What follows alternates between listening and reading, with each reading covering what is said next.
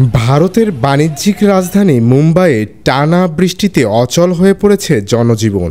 গত ২৪ ঘন্টায় ১০৭ বছরের রেকর্ড ভেঙে প্রবল বর্ষণের কারণে শহরের অধিকাংশ এলাকা পানিতে ডুবে গেছে।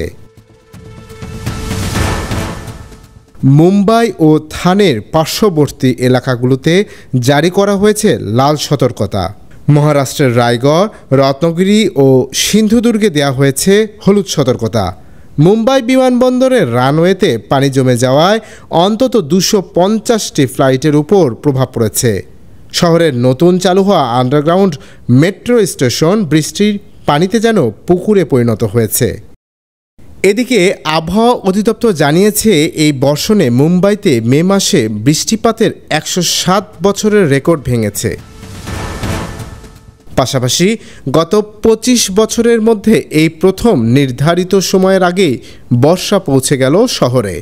সেই সঙ্গে ঝড়ো হাওয়ায় শহরের বিভিন্ন প্রান্তে গাছ পড়ে যাওয়ার ঘটনাও ঘটেছে।